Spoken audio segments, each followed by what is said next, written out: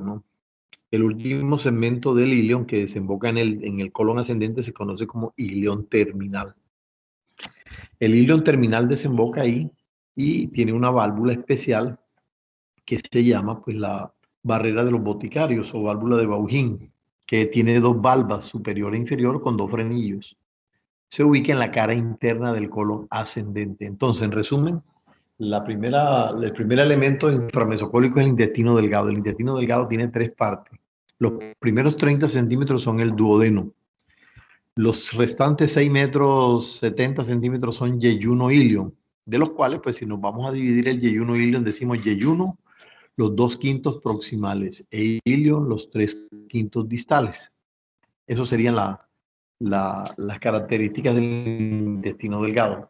¿Qué más distingue al intestino delgado? Bueno, la parte fija del intestino delgado es el duodeno. El duodeno está fijo porque está adosado a la pared posterior y está rodeando la cabeza del páncreas, a la cual está unida íntimamente. Entonces, la parte fija del intestino delgado es el duodeno. Los restantes, que se llaman yeyuno ilion, tienen buena movilidad porque tiene un largo meso denominado el mesenterio. El meso que une el yeyuno ilion a la pared posterior se llama mesenterio, ¿verdad? Y eso le da movilidad al intestino delgado. Otra característica del intestino delgado es la organización que tiene. Está dispuesto en forma de semicírculos que se denominan asas intestinales. Entonces está dispuesto en forma de asas intestinales. Tiene un mesenterio, tiene movilidad y la mucosa del intestino delgado tiene una cantidad de pliegues que se llaman pliegues intestinales o válvulas de Kerkring, como aparece aquí escrito, ¿no? Esa característica es del intestino delgado. ¿Por qué? Porque el intestino delgado es el órgano de absorción. Entonces la mucosa del intestino delgado está provista de esa serie de pliegues para favorecer la absorción de los nutrientes, ¿no? Hay pliegues en todo el intestino delgado, digamos en el 99% del intestino delgado encontramos en su mucosa los pliegues intestinales, excepto en unas zonas, ¿verdad?, muy puntuales. ¿Cuáles son? La primera porción del duodeno no tiene los pliegues intestinales. La mitad superior de la segunda porción del duodeno tampoco lo tiene. Y la parte más distal del ilion tampoco tiene los pliegues intestinales. O sea que, como les decía yo, la característica del intestino delgado de tener pliegues en su mucosa solamente se sitúan en esos sitios, no repito, la primera porción, la mitad superior de la segunda porción y los últimos centímetros del ilion terminal. Ahí no hay pliegues intestinales. Entonces, la característica del intestino delgado es ese, ¿no? Comparándolo con el grueso, es más delgado, generalmente es móvil y está organizado en forma de asas, y su mucosa tiene múltiples pliegues intestinales. Esa es la característica que tiene el intestino delgado. Desemboca en el colon ascendente por medio de la válvula de Bauhin. Bueno, entonces aquí está el resumen. Los primeros 30 centímetros son duodeno, los 2/5 proximales son yeyuno y los 3/5 distales del intestino delgado se llaman el ilion. Aquí lo tenemos. Entonces, los primeros centímetros duodeno, todo lo que viene después es el yeyuno, distal es el ilion. Aquí tenemos, así es la mucosa del intestino delgado. O sea, si la mucosa del intestino delgado fuera rectilínea, pues la absorción sería muy poca, mientras que así multiplica por 10 o por 100, un par de centímetros, miren toda la superficie de absorción que tiene, ¿verdad? Esa es la característica del intestino delgado. Los pliegues intestinales que se llaman también pliegues de Kerkring o válvulas conniventes, también se le llaman así. Bueno, hablemos del duodeno. El duodeno tiene 4 porciones. La primera porción está encima de la cabeza del páncreas y su dirección es de izquierda a derecha. La segunda porción es vertical, está a la derecha de la cabeza del páncreas, ¿verdad? Es vertical. La tercera porción vuelve a ser horizontal, ¿verdad? Pero se encuentra debajo de la cabeza del páncreas y su dirección es de derecha a izquierda. Y la cuarta porción se le llama ascendente porque esta asciende por detrás del cuerpo del páncreas y termina en un ángulo agudo que se denomina el ángulo duodeno-yeyunal o ángulo de Treitz. Ese ángulo de Treitz es muy famoso porque es el límite entre las vías digestivas altas y las vías digestivas bajas, el ángulo de Treitz. ¿Qué es el ángulo de Treitz? Es cuando la cuarta porción del duodeno pues, se va a convertir, digamos, el intestino delgado el límite que hay entre el yeyuno y la cuarta porción del duodeno es ese ángulo de Treix o ángulo duodeno-yeyunal. Incluso ese es el límite entre las vías digestivas altas y las vías digestivas bajas. Cuando uno en clínica habla de una hemorragia de vías digestivas altas, es cualquier hemorragia que se da desde la boca hasta el ángulo de Treix. Y la hemorragia digestiva baja es la que se da del ángulo de Treix hasta el ano, ¿verdad? Para que tengamos en cuenta eso. ¿Qué importancia tiene la segunda porción? Miren aquí, en la cara medial de la segunda porción tenemos una estructura que se llama la papila duodenal o ampolla de Vater, que ya hemos dicho que la ampolla de Vater es la forma del conducto pancreático principal con el conducto colédoco.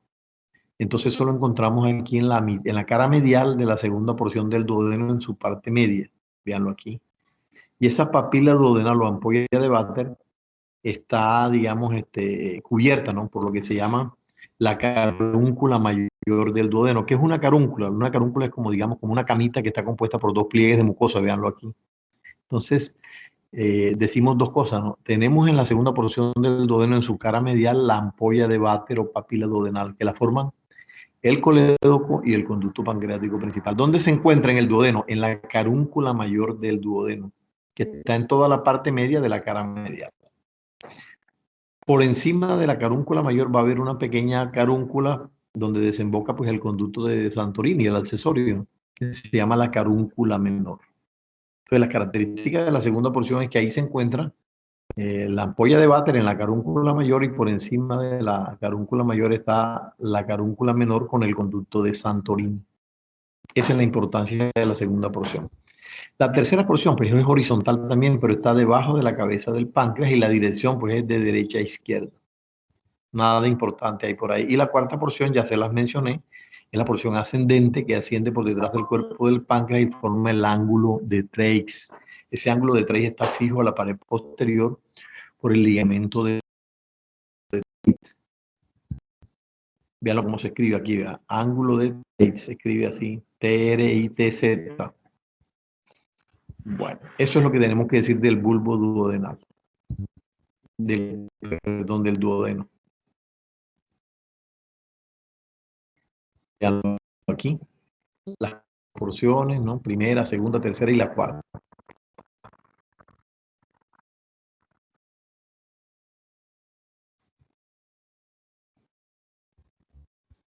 Entonces, pues, el duodeno, la primera porción es mesocólica, la segunda, la tercera, la cuarta porción de duodenales. O sea, cuando uno le pregunta, el duodeno, sí, fue verdadero. El duodeno pertenece al retroperitoneo, sí, a las dos regiones, ¿no? Una parte está en la región supramesocólica, la primera parte restante queda en el retroperitoneo. Esa pregunta siempre la hacemos en el examen, ¿no? Entonces, ¿todo el duodeno está supramesocólico? No, no es verdad. Todo el duodeno es retroperitoneal tampoco, pero hacen parte de las dos regiones, ¿no? Bueno, más gráficas, ¿no? La irrigación que les hablaba yo, esta es la arteria gastroduodenal que va a dar las pancreáticos duodenales, ¿no? La derecha superior y la derecha inferior que le dan irrigación a la cabeza del páncreas y al duodeno. Aquí en esta gráfica vemos la esplénica, pues, que le da también los pasos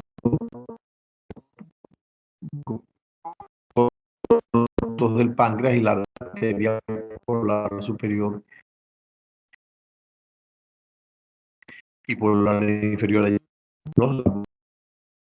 Aquí está el duodeno. Vemos el piso. También lo que sigue es el duodeno, la primera porción, la segunda porción. Y una más gráficas, viéndolo por detrás.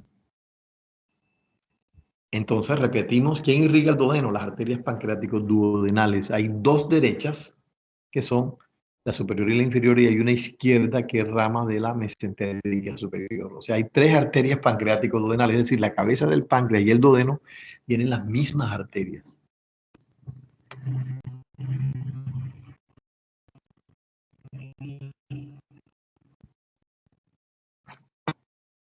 Bueno, eso es irrigación del intestino delgado. de esto también me van a hacer un dibujo. Hoy les envío en el chat los que los haga más bonitos. Decimos que el intestino delgado, el yeyuno, ya sabemos quién es, las arterias pancreáticos duodenales, que son tres, dos derechas y una izquierda. Ahora, el yeyuno ilion, ¿quién lo irriga? Aquí está. Que son ramas de la mesentérica superior, salen del lado izquierdo de la mesentérica superior. Entonces, ¿qué características hacen estas arterias? Ellas se unen formando tres arcos, ya se los muestro. Aquí está. Entonces, las arterias intestinales son todas estas arterias, en número de 15 a 20. Ellas inicialmente emiten una rama ascendente y forman un primer arco que se llama arco intestinal de primer orden. Del vértice de dicho arco sale un segundo vaso que también hace lo mismo, ¿no? Se divide luego en dos ramos ascendentes y forman un segundo arco que se llama arcos intestinales de segundo orden. Y finalmente, pues, de los arcos de segundo orden se forman los arcos intestinales de tercer orden, como se ve aquí. Y de los arcos intestinales de tercer orden salen estos vasitos que se llaman las arterias rectas intestinales. Entonces, ¿quién irriga el yeyuno ilio? Lo irrigan las arterias rectas intestinales, que son los arcos de tercer orden. Y los arcos de tercer orden, ¿de dónde proceden? De los de segundo orden. Y los de segundo, ¿de dónde provienen? De los de primer orden. Y los de se forman de las arterias intestinales. Entonces, esa es la secuencia. ¿Quién irriga el yeyuno ilio? Las arterias rectas intestinales. Bueno, aquí tenemos, para explicar bien exactamente, miren cómo son los arcos intestinales, las arterias rectas intestinales o vasos rectos intestinales. Esos son los vasos que irrigan al yeyuno ilio. Bueno, ya varias gráficas para mostrarles esto. Vean la desembocadura del intestino delgado en el colon ascendente. No tiene una valva inferior, una valva superior y estos son los frenillos. Esa es la válvula de Bauquín o barrera de los boticarios. A unos 3 o 4 centímetros debajo de este orificio ileal hay el orificio del apéndice que está en el ciego, ¿no? Entonces, en la anatomía clásica, a la válvula de desembocadura del ilio le llaman la válvula iliocecal. Sin embargo, el ilio no desemboca en el ciego, sino encima del ciego. El ciego queda debajo del límite inferior de la desembocadura. Clásicamente se le dice la válvula iliocecal. Se le debería llamar la válvula iliocólica, pero ese nombre ya no se le puede quitar. ¿Dónde desemboca el ilio? Le pregunto uno en el examen. La válvula iliocecal la encontramos en el ciego y todo el mundo dice que sí, no está en el ciego. Así como la Sierra Nevada de Santa Marta no está en Santa Marta, está en, pues, y así sucesivamente.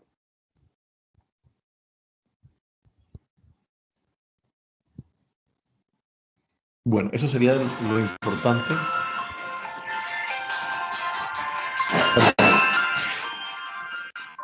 ¿Aló?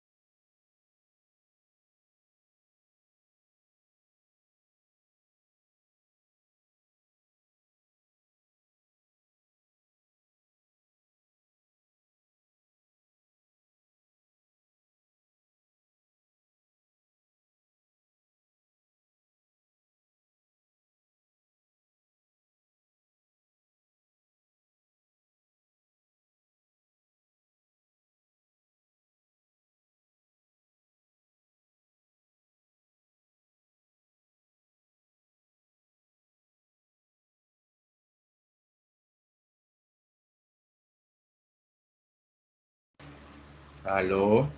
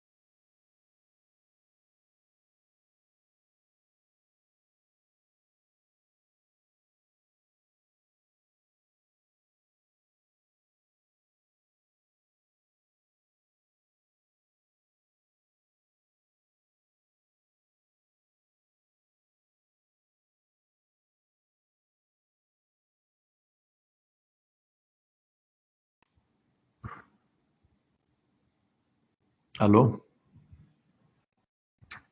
Aló. Sí. Entonces, ¿sí, ¿hay alguna pregunta? Bueno, entonces yo ahorita que tengo una reunioncita con la decanatura y con los demás. Y eh,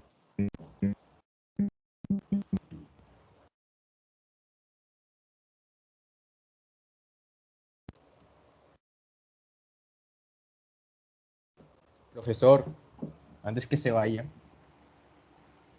dime, aló, si nos puede dar las dime, notas cuéntame. del parcial triple. ¿Del parcial qué? Triple, histología, anatomía, embriología que hicimos hace Ah, 3 bueno, semanas. listo. Ok, yo se los mando, Oh, listo, sí, no hay problema. ok. Listo. Bueno, pues ok. Una Nos vemos pregunta, entonces. las preguntas esas del test y el esquema es para antes del parcial, ¿verdad? O sea, el cuestionario. O sea, eso les sirve a ustedes ahí, de esa serie de cosas que ustedes hagan, ahí ustedes estudian con eso y de ahí salen las preguntas. Casi siempre lo que está en los test es lo mismo que se coloca ya Ah, ok, o sea, en los exámenes. ya, ya, ya. Sencillamente, por ejemplo en esta parte de intestino delgado, el duodeno son los primeros 30 centímetros que rodean la cabeza del páncreas, pues eso yo me imagino que ustedes lo colocarán allá en el test. Los 2/5 proximales son el yeyuno, los 3/5 distales son el ilion, las arterias vasos rectos intestinales vienen de los arcos de tercer orden, y esos son los que más o menos lo que hay que ver ahí. O sea, con eso ustedes deben estudiar, es como un repaso, Vale. como quien dice, para ver. Listo, pues yo le... Profesor, una Y vamos a inconformidad complementar. aquí que tenemos los del grupo A. Dime, Y dime. es que el jueves en anfiteatro, bueno, eso ya tiene un poco de historia hace más de un mes, por ejemplo. No sé si usted supo que se perdió un corazón o lo Sí, dañaron, no claro, ahí me sé. dijeron, lo dañaron. Entonces, en fin, no sabemos muy bien qué fue lo que ocurrió porque ha sido tan anónimo eso, tan misterioso, sinceramente. Y es que eh, eh, no sé si también supo que nos estaban pidiendo plata para comprar un nuevo corazón, que para mí se considera catalogado como tráfico de órganos porque nos estaban dando el contacto con el muchacho de medicina legal y hay audios. Ujú. No sé si usted sabía o está enterado de eso como coordinador. No, no, no, no, o sea, que pueden ir a medicina legal y no es que vayan a comprar nada. Yo me imagino que el muchacho de medicina legal Eh, necesitará gastar algunos insumos, formol, qué sé yo, ¿verdad? Eso no es ahí, eso no es así como tal, ¿verdad? Eso no sé eh, cómo es hay la un cuestión audio, de esa. hay un audio que dice que nos hacen el contacto con el muchacho de medicina legal y que es hasta ilegal el procedimiento que están realizando, que nos estaban pidiendo plata para Ajá, por comprar eso. el supuesto corazón con la representante. Eso me parece grave. Bueno, caso aparte. Ajá, El jueves en el ajá. parcial, en anfiteatro, eh, pues nos estuvo cuidando, bueno, las preguntas las realizó el profesor Sad y el profesor Consuegra. Y me parece un poco, no deshonesto, sino antiético, que, por ejemplo, la actitud hacia nosotros haya sido tan déspota, no tanto por el profesor Consuegra, sino por el profesor Sad, pues, o sea, no sé si déspota sea la palabra porque es muy fuerte, pero fue un Ajá. tanto grosero. Y Porque, eh, bueno, yo no estuve en la fila en que él cuidó, pero por ejemplo, en la fila 2 en donde hubo un corazón, no sé si habrán colocado el corazón dañado, porque cuando yo pasé a la fila 3 en la 2 había un pedazo de carne rancia y habían colocado el alfiler ahí. Imagino, intuyo, analizo, concluyo que ese pedazo de miocardio era el corazón dañado, como si nos hubiesen dicho a nosotros que éramos los vándalos, los delincuentes, la palabra que quieran catalogarla. No sé si habrán querido decir simbólicamente que fuimos nosotros los que dañamos ese corazón. Ahora, las preguntas fueron un poco capciosas o engañosas en cuanto a eso, porque me recuerdo que en el grupo B, el patrón, preguntaba mucho de los segmentos broncopulmonares, eh, eh, pues sí, los segmentos broncopulmonares, miocardio, una de las valvas, y con nosotros fue todo lo contrario. Por ejemplo, en mi fila, la primera pregunta fue el ligamento arterioso, lo cual yo no recuerdo en ninguna clase que nos hayan dado o nos hayan señalado como tal ese ligamento. Pues yo creo que era escuela derecha y ni idea que era el ligamento. Otra parte fue que en el pulmón derecho, creo que fue la tercera pregunta, colocaron el alfiler en el segmento broncopulmonar apical del lóbulo superior del pulmón derecho, y la respuesta que colocaron los profesores fue ápice pulmonar. Entonces, es como, haciendo una comparación, una analogía, es que si nos colocan el alfiler en el miocardio, no sé, derecho, pero en toda la punta del corazón, y uno coloca miocardio, y la respuesta para ellos sea considerada como apex del corazón, o sea que, ¿por qué nos están clavando de esa forma? Pero es que miocardio Por, es un eje para todo el músculo, o sea, para ajá, una por pregunta eso. Y que está entonces, localizada. ¿por qué en la pregunta esa colocaron el alfiler en el segmento broncopulmonar Eso, o sea, apical eso, del lóbulo mira, superior, y en la respuesta colocaron ápice pulmonar? O no, sea, no entiendo esa esto tienen lógica ustedes que absurda de los solicitar una. profesores. Yo les puedo escuchar eso, pero usted tiene que solicitar a los profesores que le hicieron el examen una revisión, ¿verdad? Y porque es que si, por ejemplo, yo no he hecho el examen, yo no sé lo que tú estás diciendo, eso hay que hablarlo con los profesores básicamente, ¿ya me entiendes? Yo quiero que también Con haga quien hace el como examen. un Sí. análisis de las preguntas que nos hicieron a nosotros, y el patrón de preguntas que le hicieron al grupo B. Fueron, fueron unos exámenes completamente distintos, No tiene que ser preguntas, distinto porque no pueden ser no, iguales. obviamente, no pueden ser iguales, evidentemente, Claro. pero a nosotros en ninguna pregunta nos preguntaron segmentos broncopulmonares. Sin embargo, nos preguntaron sobre los cilios del pulmón, cuando las estructuras, los órganos o sea, están muy viejos, están en deterioro, y ni siquiera los profesores a veces en las clases saben dónde quedan tal cosas en los cilios. Mira, O sea, de todas maneras, pues, lo que yo les sugiero es que ustedes soliciten una revisión allá, pasen una allá, hoy me deben entregar las notas, pero bueno, yo no paso las notas, yo hago una revisión y vamos a ver de qué se trata y ajá, uno hace siempre la conciliación de las partes, ¿ya me entienden? Solicítenlo ahí, háganlo hoy mismo, hagan la solicitud allá y la dejan allá donde Oscar, allá y él me informa a ver a quiénes se le va a hacer la revisión para hacer la revisión antes de pasar esa nota. Listo, no hay problema. Bueno, listo, pues. Entonces ya, espere que tengo una reunión política y seguimos hablando. Ahorita más tarde me llamas por teléfono Otra o me cosa escribes rapidito, profe. y seguimos hablando de eso. Ajá, Profe, no dime, tanto la dime. nota, o sea, no tanto lo que nos preocupa es la nota, sino que por lo menos usted, que si puede intervenir en eso, es que sean conscientes de la mala calidad de los corazones, de los pulmones, del RAFE, que, que nos preguntan estructuras que ni siquiera se pueden ver, y usted sí puede intervenir en eso, porque por lo menos Como nos van cuáles a no se preguntar, pueden ver, por ejemplo, por lo menos cuáles en estructuras. la de los pulmones, en la de los ilios, nos preguntaron impresiones que nos toca No, pero, adivinar porque no se pueden ver, tenemos que adivinar en dónde están. o Y sea, si te también ponen que, ajá, ser conscientes de que los corazones no están en buen estado, los pulmones también, claro. y yo creo que lo mejor, no, de pronto no para nosotros, porque ya es muy tarde, sino para los siguientes semestres, es que mejoren la calidad del anfiteatro.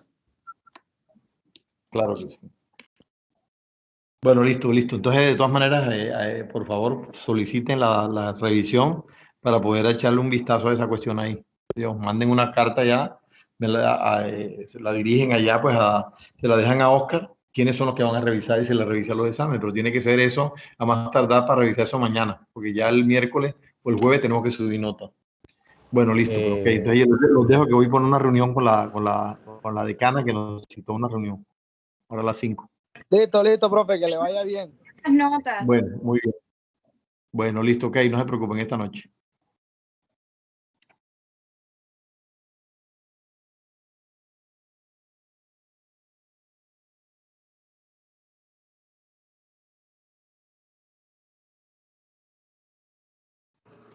Y ese lindo.